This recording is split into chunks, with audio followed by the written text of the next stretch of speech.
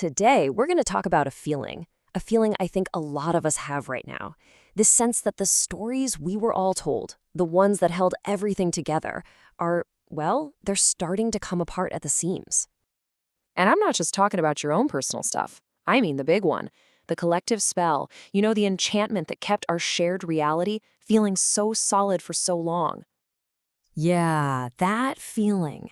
Some people are calling it the great unraveling, others call it the timeline split. For a lot of us, though, it just feels like we're losing our minds. But what if? What if it's something else entirely?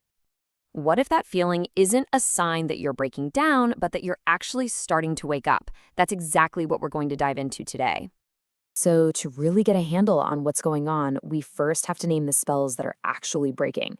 Let's look at the 5 big stories that have basically been the operating system for our reality for generations. First up is the institutional authority spell. This is the old belief that the people in charge, the government, the media, the experts, they have the one true story. And that worked, kind of, when information was handed down from on high. But now, we see them contradicting each other, sometimes in the same day.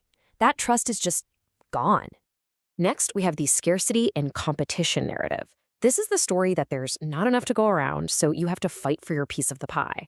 It created grind culture, this idea that your worth is tied to your work.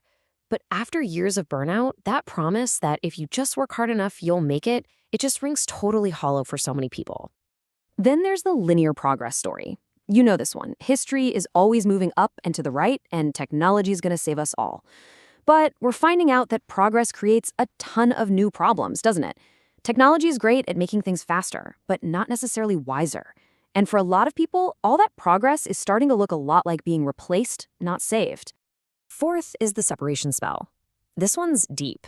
It's the belief that we're all just separate little individuals, and that we humans are somehow separate from nature.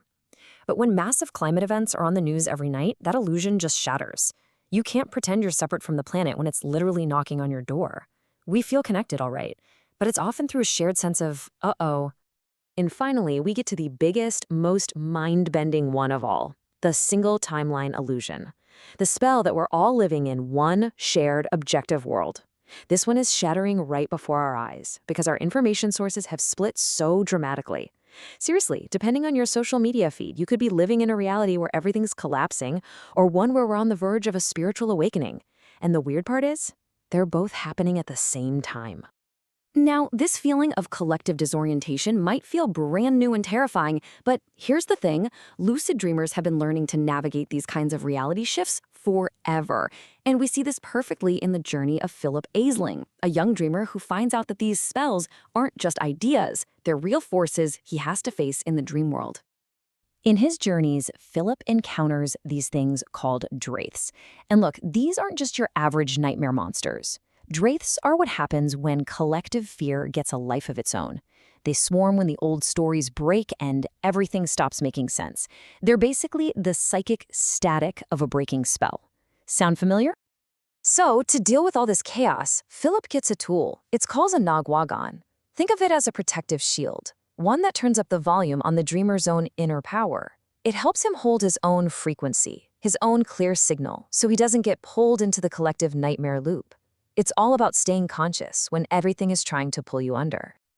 And this gets to a core truth of lucid dreaming.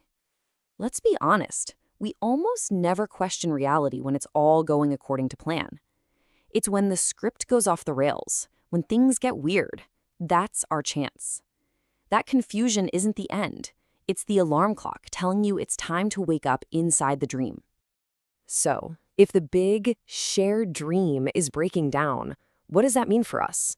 Well, this leads us to the single most important, most empowering revelation of all. You are the tuner. See, experienced dream masters know that reality is not just one thing.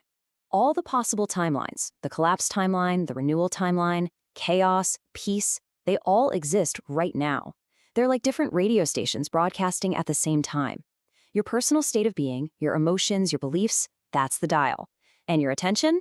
Well, that's your hand choosing which station you're going to listen to. So this great unraveling isn't just about things falling apart. It's the moment we realize that consensus reality was always just an agreement, and we can choose to agree to something else. The real spell that's breaking is the old, deep-seated belief that someone else is writing the story for us. And the big revelation is this: we are the dreamers. Okay, that is a massive idea. So what do we actually do with it? How do we navigate this weird new territory without getting completely lost?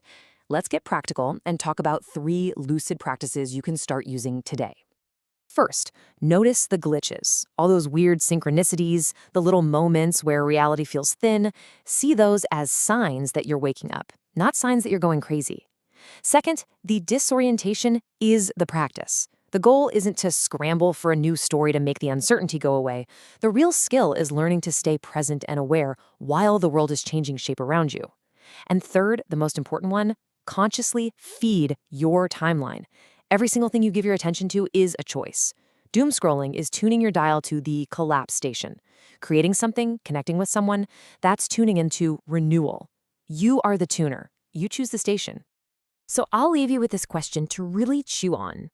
Forget the big collective stuff for a second. What spell in your own personal life is breaking right now? The identity you built your life around, the career path you thought was set in stone, the belief system that used to make sense of everything? Because naming the old spell, that's the first step to consciously choosing which frequency you're going to tune into next.